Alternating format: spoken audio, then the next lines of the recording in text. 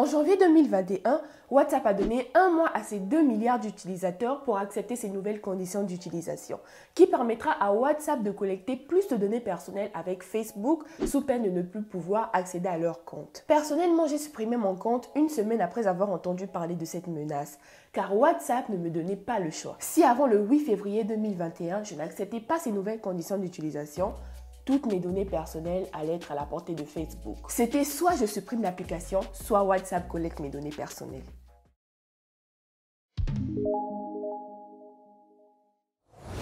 Hey! Salut toi! Tu es nouveau sur la chaîne? Ici, je t'invite à découvrir de nouvelles choses avec moi pour nourrir ta petite curiosité. Donc, si tu veux découvrir de nouvelles choses, tu es au bon endroit. Abonne-toi et le plus important, n'oublie pas d'activer la cloche de notification pour ne rater aucune vidéo. Tout d'abord, WhatsApp est une application qui permet à deux personnes ou groupes de personnes d'échanger des messages, images, vidéos ou messages audio via une connexion Internet. WhatsApp a été créé en 2009 par deux anciens de la société américaine Yahoo, Jan Koum et Brian Acton. En février 2014, WhatsApp est acheté par Facebook pour un montant d'environ 22 milliards de dollars. Facebook s'est trouvé à plusieurs reprises au centre des critiques sur sa sécurité informatique et sur la confidentialité des informations personnelles. Comme on l'a vu depuis janvier 2021, WhatsApp oblige à tous ses utilisateurs à partager leurs données personnelles avec Facebook avant le 8 février 2021. La dénonciation des nouvelles conditions imposées par WhatsApp est arrivée en Afrique du Sud, l'économie la plus industrialisée d'Afrique. Les autorités sud-africaines se sont opposées au projet de WhatsApp qui est de modifier ses conditions de confidentialité pour partager plus de données avec sa maison mère Facebook. Face à ce bruit et aux craintes exprimées par les utilisateurs concernant la protection de leurs données personnelles, WhatsApp a prolongé la date du changement au 15 mai, le temps de tenter de rassurer tous ses utilisateurs.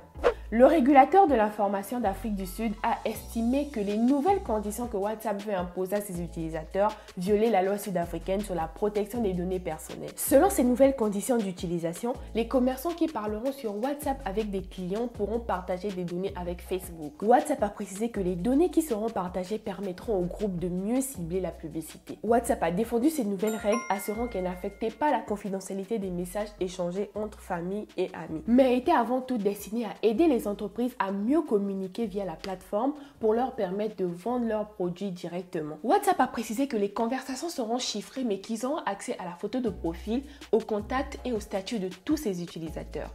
Le régulateur de l'information sud-africain a aussi dit que WhatsApp ne pouvait sans son autorisation traiter la moindre coordonnée de ses utilisateurs pour un but autre que celui pour lequel le numéro a été prévu lorsqu'il a été enregistré. Il était également très inquiet parce que les utilisateurs de l'Union européenne sont exclus de ces nouvelles règles, donc ils ne sont pas obligés d'accepter ces nouvelles conditions d'utilisation. Ce qui veut dire que les Européens bénéficient d'une meilleure protection de leur vie privée que les Africains. Il faut noter que l'Europe est protégée par le RGPD, Règlement général sur la protection des données. Vu que la législation de l'Union européenne est très similaire à celle de l'Afrique du Sud, la présidente du régulateur de l'information, Ponsi Takula, a souligné, je cite, « Nous ne comprenons pas pourquoi Facebook a adopté cette différenciation entre l'Afrique et l'Europe. » Ponsi ajoute avoir invité Facebook à une rencontre pour en discuter et s'assurer de la conformité de ces nouvelles conditions d'utilisation à la loi sud-africaine.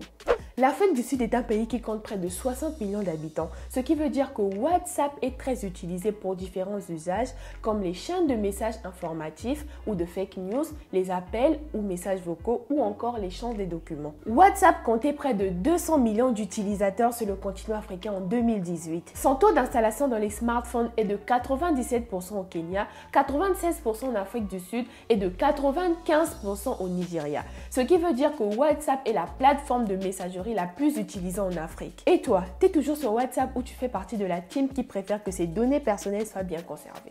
Dis-le moi en commentaire et moi je me ferai un grand plaisir de lire et de répondre à tous tes commentaires. Je te fais plein de gros bisous et je te dis à très bientôt. Bye!